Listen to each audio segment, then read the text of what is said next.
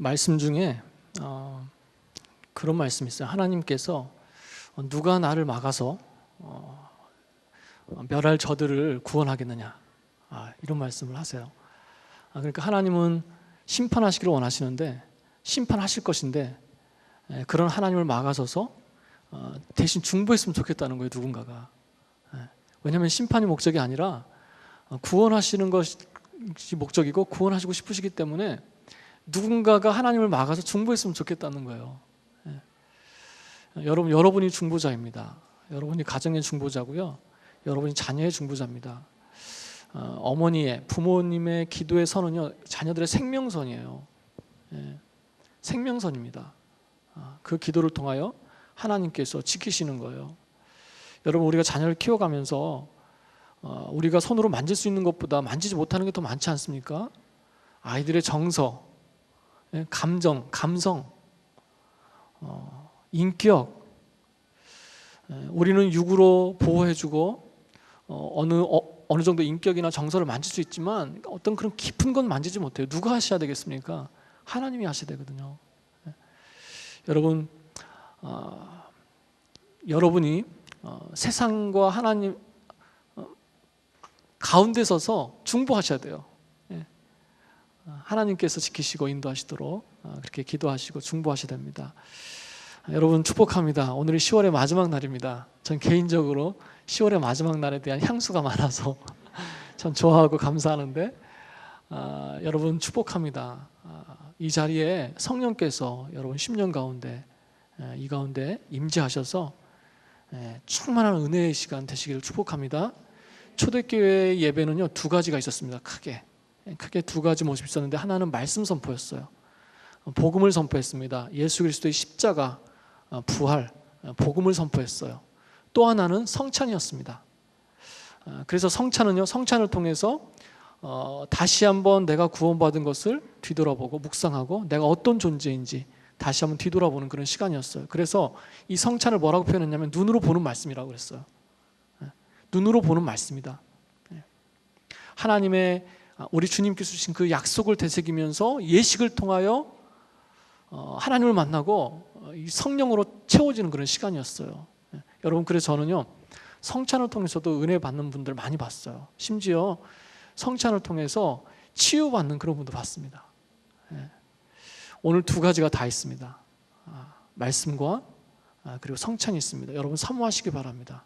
하나님께서 사모하는 자에게 은혜를 주시고, 그저 아무것도 없어도요, 항상 드리는 말씀이지만 내가 가진 그것으로 진실하게 나갈 때 하나님이 채워주시는 거 아니겠어요?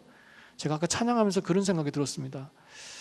내 마음의 색깔을 좀 바꿔야 되겠다. 내가 무엇인가 받으려고 갈급하기 때문에 받으려고 기도도 하는데요, 아니다. 내가 받은 것을 가지고 그 감사함을 가지고 예배를 드려야 되겠다. 그 마음을 가졌어요. 여러분, 그 마음을 갖고 하면요, 마음의 색깔이 바뀝니다.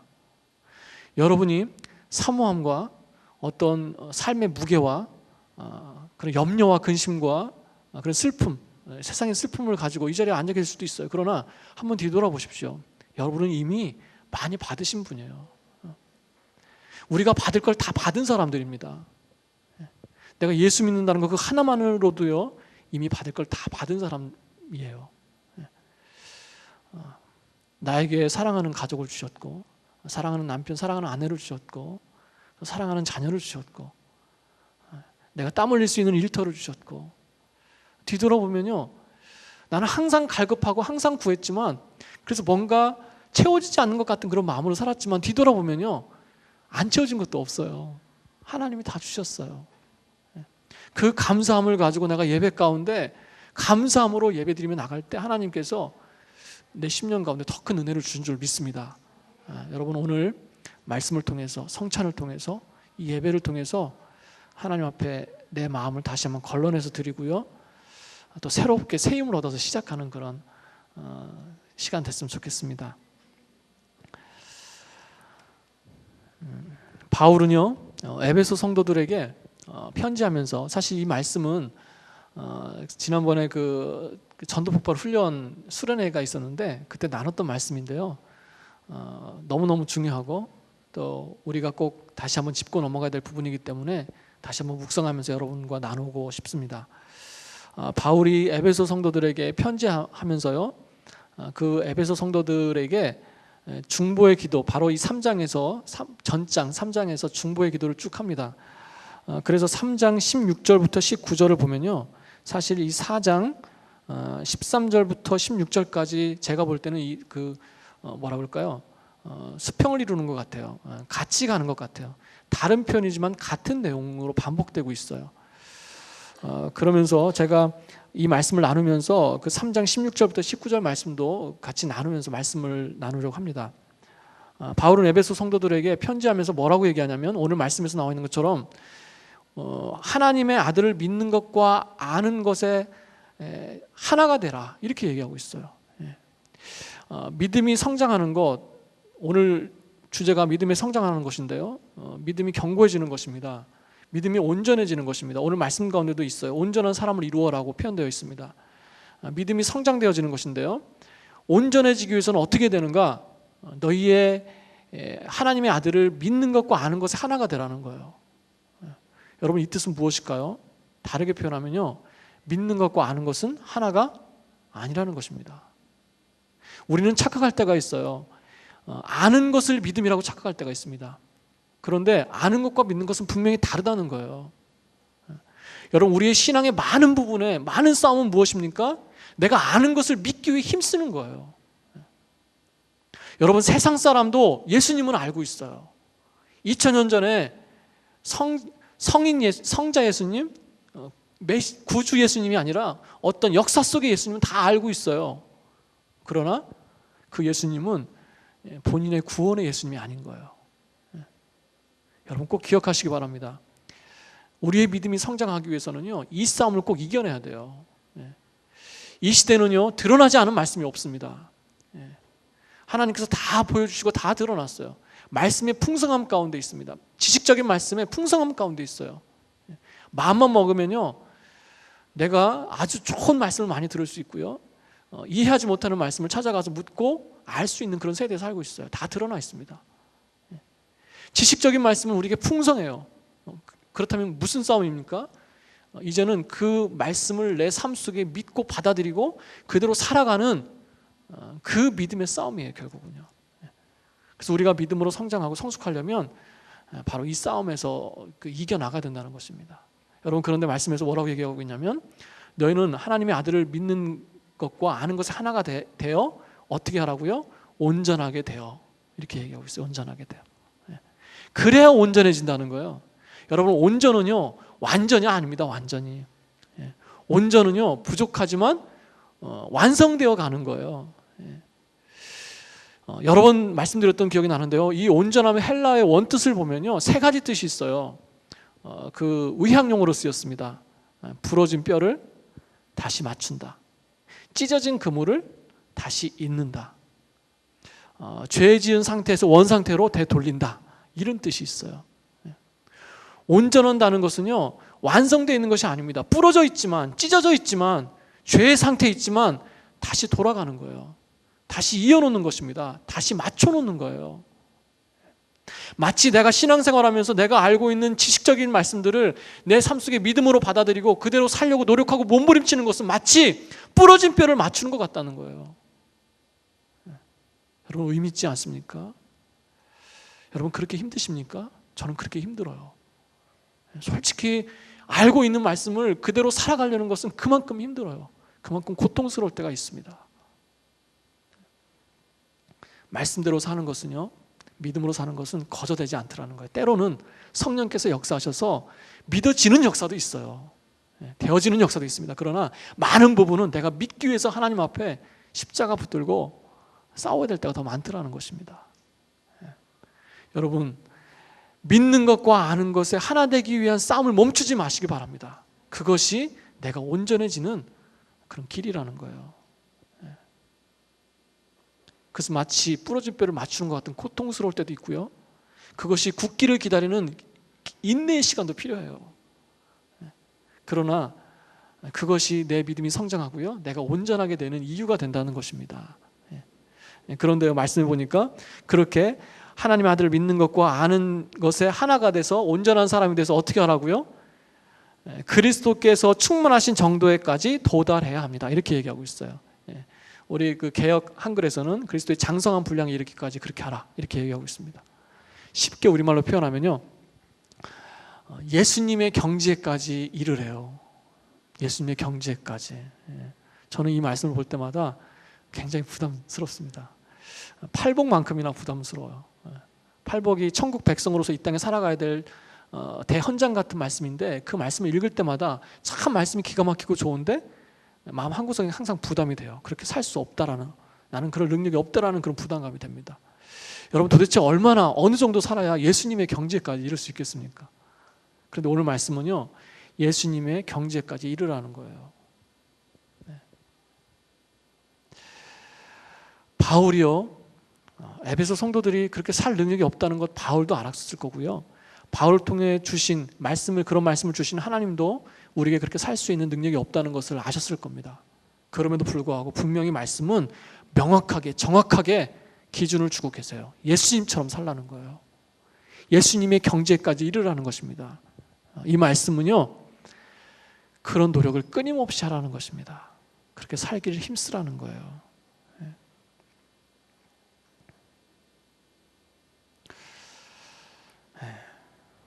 여러분, 그렇게 살기를 힘쓰시길 바랍니다. 포기하지 마시기 바랍니다. 나 같은 것이 뭐 라고 그 마음에 속지 마시기 바랍니다. 그 마음은요, 성령께서 주시는 말씀이 아니에요.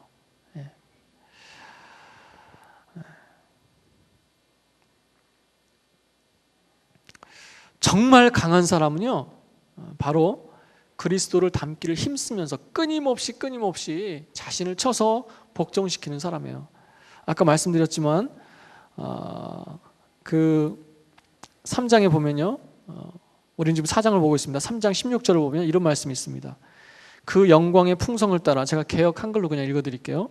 그 영광의 풍성을 따라 그의 성령으로 말미암아 너희 속사람을 능력으로 강건케 하옵시며. 속사람이 강건케 된다, 믿음으로 성장한다, 온전케 된다, 다 같은 말이에요. 그죠? 다 같은 말입니다. 그런데 어떻게, 무엇으로 그렇게 할 수 있다고요? 성령으로 말미암아 그렇게 할 수 있대요.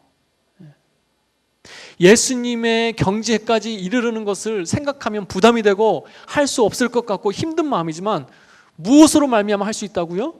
성령으로 말미암아 우리 속사람이 강하게 될 수 있대요. 성령으로 말미암아 내가 온전케 될 수 있다는 것입니다. 여러분, 그러므로 성령님을 사모하시기 바랍니다. 성령님을 구하시기 바랍니다. 내 마음의 한계에 부딪혔어요. 내가 저 사람을 바꿀 수 없다는 한계에 부딪혔습니다. 나 스스로 변할 수 없다는 한계에 부딪혔습니다. 내가 이 상황을 도저히 뚫고 나갈 능력과 지혜가 없다라고 그런 마음에 부딪혔어요. 그럴 때 누구를 의지하라고요? 성령으로 말미암아 성령을 의지하라는 것입니다. 성령께서 하실 수 있는 줄로 믿습니다. 왜 우리가 이렇게 믿는 것과 아는 것에 하나가 돼서 온전한 사람이 돼서 예수 그리스도의 경지에까지 이르러야 되느냐? 이제는 우리가 어린아이가 아니기 때문이래요. 그 다음 말씀에 이어지는 것입니다. 14절 보니까요, 어린아이가 되지 말고 어린아이가 되지 않기 위해서 그렇게 해야 된대요. 여러분, 어린아이의 그 특징이 뭔지 아십니까? 쉽게 휩쓸리는 거예요. 우리 아까 목사님이 오늘 할로윈이라 자녀들을 위해서 축복하면서 기도했는데요, 아이들의 특징은 무엇입니까? 그냥 생각이 없어요. 좋은 것입니다. 여러분, 우리의 자녀들을 혼내고 꾸짖는데 그럴 거 없습니다. 저도 이런 말 할 자격은 없는데, 왜냐하면 그 모습이 하나님 앞에 우리의 모습이기 때문에 그렇습니다. 입에 달아요. 너무 좋아요. 그래서 그걸 달라고 합니다. 그러나 부모는 왜 주지 않습니까? 그것을 먹으면 결국 몸에 안 좋기 때문에 주지 않는 것이거든요. 우리는 어떻습니까? 하나님 앞에 막 달라고 부르짖고 떼쓰고 협박하고, 하나님 안 주시면 후회하십니다. 뭐 절대 후회 안 하시는데 저 안 쓰시면 후회하십니다. 아니에요. 돌들로도 일하실 수 있어요. 그럼에도 불구하고 하나님을 협박하면서 달라고 하는데, 마치 어린아이가 저 벽장 위에 있는 사탕인 줄 알고 달라고 하는, 그게 뭐예요? 독이죠, 독. 좀약.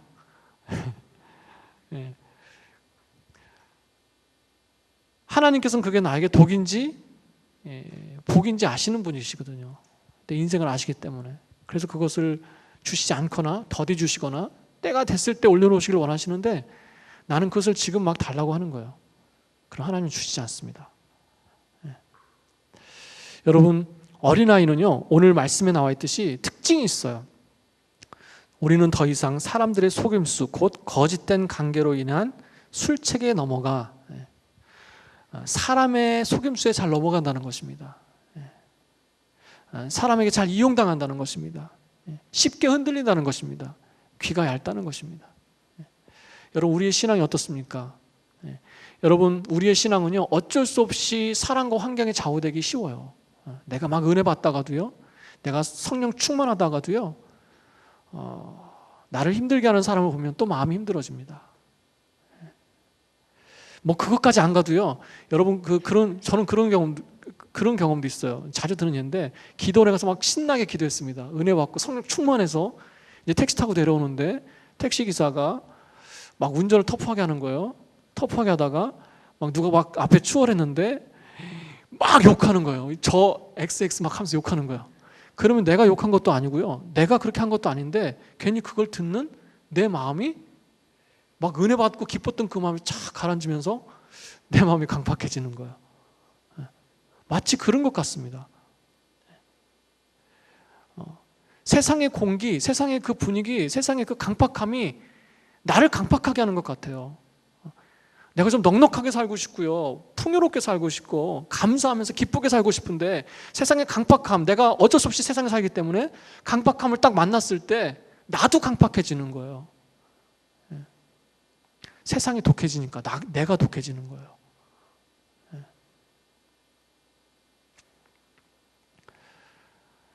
사람에 휩쓸리고 환경에 휩쓸리고 거짓된 것에 쉽게 넘어가는 모습, 여러분, 그것을 이기기 위해서 우리가 바로 앞서 말씀드린 대로 하나님의 아들을 믿는 것과 아는 것이 하나가 되기를 힘써야 된다는 것입니다.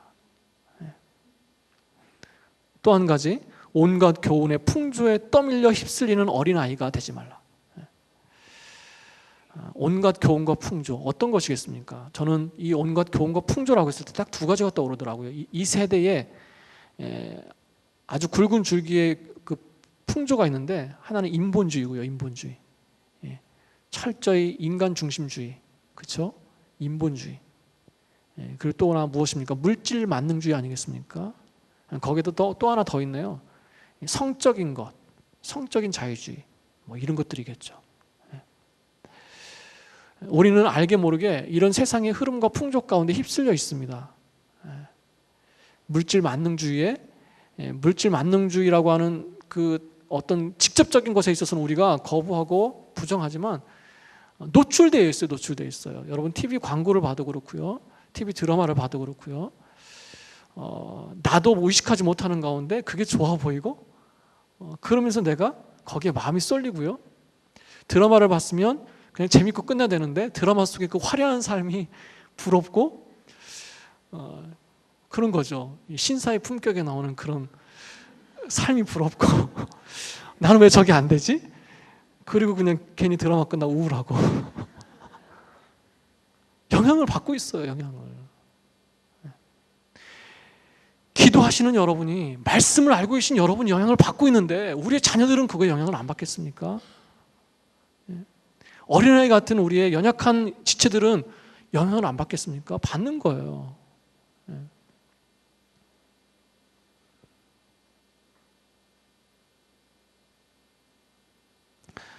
여러분, 그것에 떠밀리거나 휩쓸리지 않기 위해서 우리가 견고하게 서 있기 위해서 하나님의 아들을 믿는 것과 아는 것이 하나가 돼야 된다는 거예요.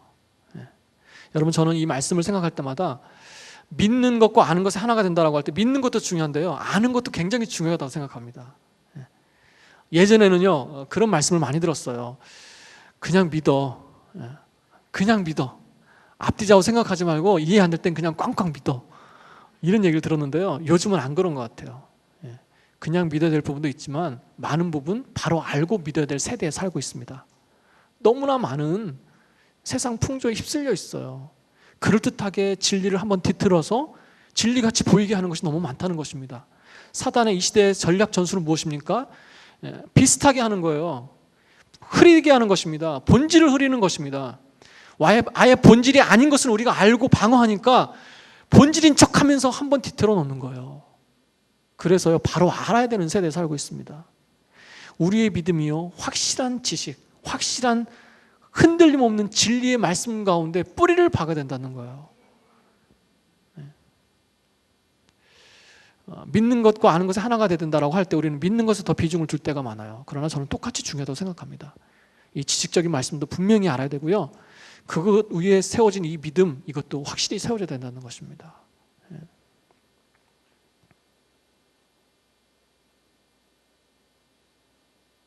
여러분, 어느 부분이 약하세요? 믿음의 부분이 약하십니까? 지식에 대한 부분이 약하십니까?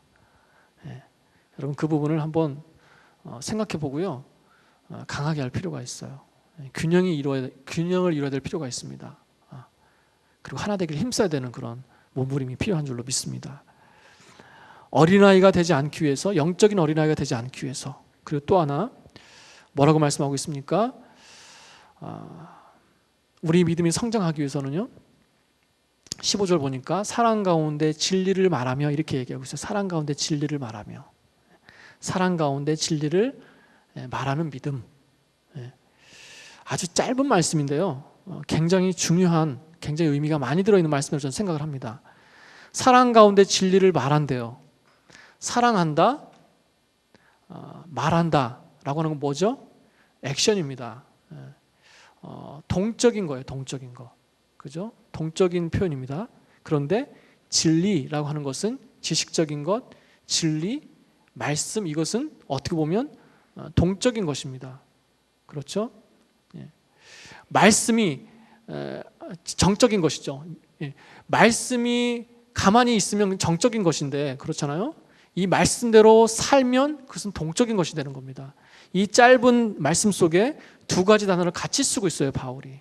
사랑이라고 하는 것하고 진리라고 하는 것, 이 두 가지를 같이 쓰고 있습니다. 이 뜻은 무엇일까요? 행하라는 것입니다. 행하라. 믿음이 성장하기 위해서는요, 행해야 된다는 거예요. 아는 것과 믿는 것이 하나 되기 위해서는 행해야 된다는 거예요. 행해야 된다는 거. 굉장히 중요한 말씀입니다. 아까 말씀드렸던 3장 말씀을 다시 한번 보면요, 비슷한 말씀이 또 있어요. 18절 보니까 능히 모든 성도와 함께 지식에 넘치는 그리스도의 사랑을 알아. 지식과 사랑을 같이 쓰고 있어요.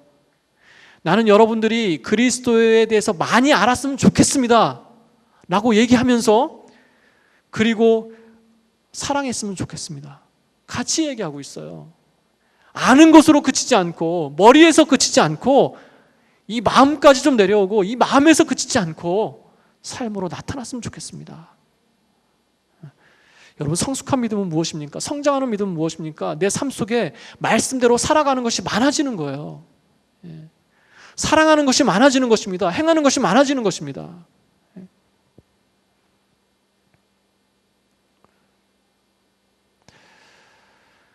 여러분, 진리를 말하며, 사랑하며 진리를 말하며, 우리는 진리를 말하는 것에 익숙합니다. 진리가 무엇인지 잘 알고 있습니다. 내가 남편에 대하여, 아이에 대하여, 어느 믿음의 지체에 대하여 어떤 정답을 얘기해 줘야 되는지를 잘 알고 있습니다. 여러분, 그러나 내 그 마음속에 사랑이 없다면 그 진리로 말하는 말은요, 참 공허해질 수 있어요. 공허해지기 쉽습니다. 여러분, 내가 여기 여성분들만 계시니까 자꾸 남편을 비유로 할게요. 남편에 대해서 내가 얘기해 줄 수 있어요. 이것을 바꿔야 된다고, 이것이 진리라고 얘기해 줄 수 있습니다. 여러분, 그러나 남자는요, 그냥 진리를 얘기하는 것인지, 사랑으로 진리를 얘기하는 것인지 그걸 느낍니다. 아니, 남자뿐만이 아니라 우리는요, 영성을 가진 존재이기 때문에, 사람은 영적인 존재이기 때문에, 심지어 그 아이들조차도 내가 진리를 말하는데 그 진리 속에 사랑을 담고 하는지 아닌지를 안다는 거예요.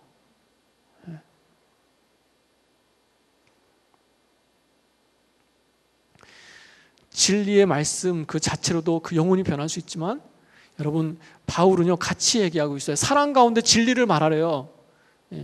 사랑 가운데 정말 긍휼히 여기는 마음 가운데 말씀을 얘기하고 선포할 때, 얘기할 때 변화가 나타나고요, 능력이 나타난다는 거예요.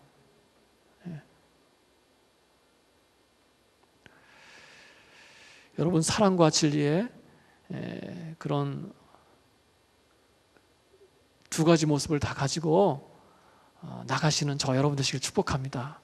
사랑하시고 진리를 말하시고 두 가지 다 하시기 바랍니다. 그리고 마지막으로요,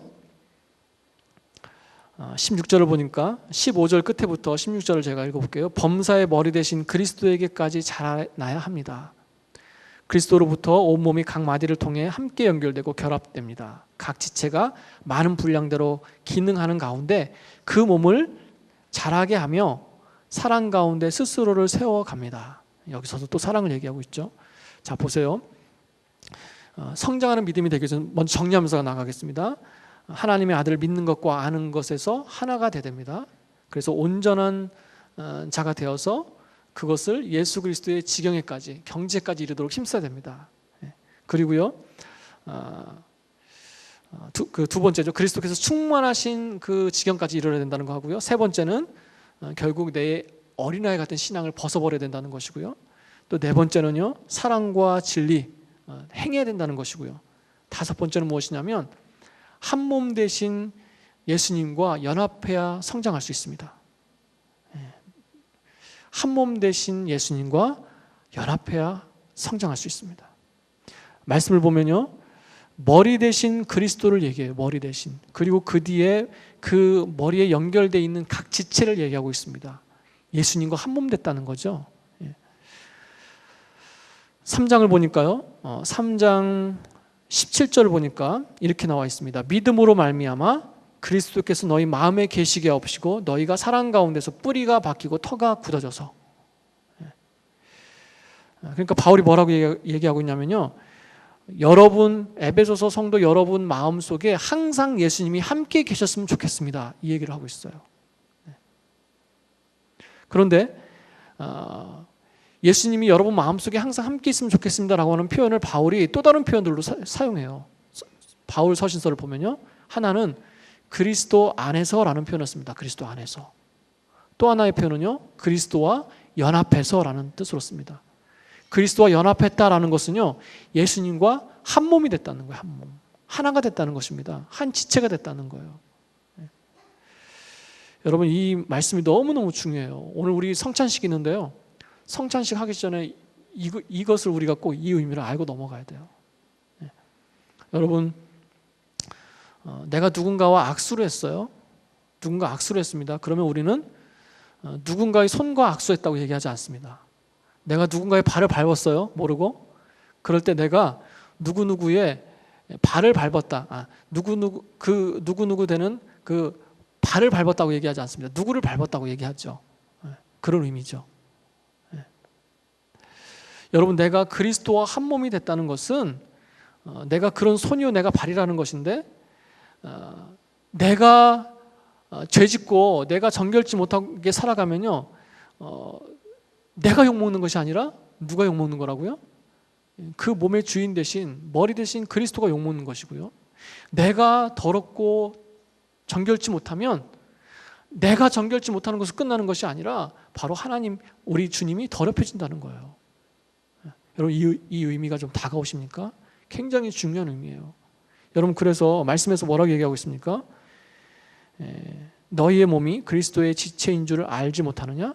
내가 그리스도의 지체를 가지고 창기의 지체를 만들겠느냐? 결코 그럴 수 없느니라.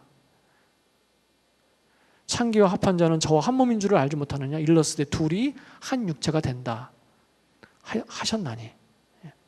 내가 죄 가운데 있으면요, 내가 죄와 한 몸이 되는 것이고요, 내가 예수 그리스도와 한 몸 된 자로 죄 짓고 있다면 그 몸을 더럽히는 것이라는 거예요. 참 무서운 얘기입니다. 두려운 얘기입니다. 나는요, 예수님의 몸의 일부라는 거예요. 나라고 하는 사람은요, 예수님의 지체의 일부예요. 그래서 내가 사는 것이 아니라 누가 사는 거예요? 내 속에 계신 우리 주님이 사시는 것입니다. 내가 죄 짓는 것이 나로 끝나는 것이 아니라 바로 우리 주님이 더럽혀지는 거예요.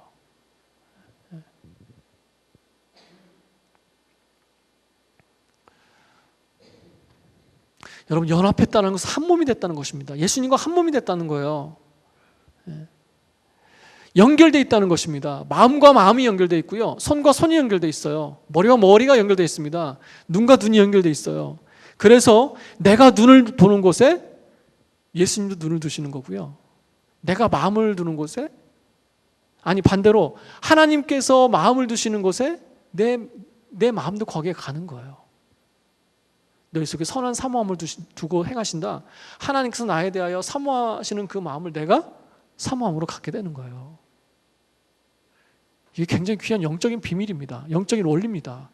네. 그래서요, 굉장히 영적으로 내가 준비됐을 때는요, 하나님의 뜻을 잘 캐치할 수 있어요. 하나님의 마음을 잘 헤아릴 수 있습니다. 왜? 연결되어 있기 때문에. 여러분, 내가 이 예배 드리고 나가서 걸어서 삶 속으로 들어가는 그 순간순간 걸음걸음이 내 걸음이 아니라는 거예요. 하나님께서 나와 함께 하시고 나와 연결되어 있기 때문에 나와 함께 움직이신다는 겁니다. 그러므로 그렇게 볼 때 내가 함부로 볼 수 있습니까? 내가 더럽고 추한 것을 함부로 볼 수 있습니까? 내가 함부로 세상으로 함부로 나갈 수 있습니까? 아니죠. 나 하나로 그치는 게 아니에요. 우리 주님과 한 몸 된 존재이기 때문에 내가 함부로 살 수 없다는 것입니다.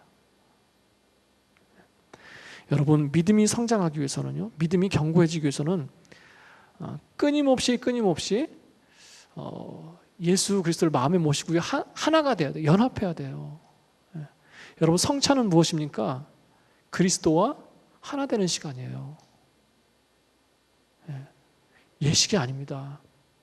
예수님과 하나 되는 시간이에요. 내가 어떻게 구원받았는지 나를 뒤돌아보는 시간입니다. 살과 피를 마시면서 예수님을 생각하고 그 예수님을 느끼는 거예요. 그리고요, 임재하심을 경험하는 것입니다. 말씀이 능력이 있는 것처럼 눈에 보이는 이 성찬도 말씀이기 때문에, 능력이 있기 때문에 바로 거기에 치유가 있고요, 은혜가 있고요, 눈물이 있는 거예요.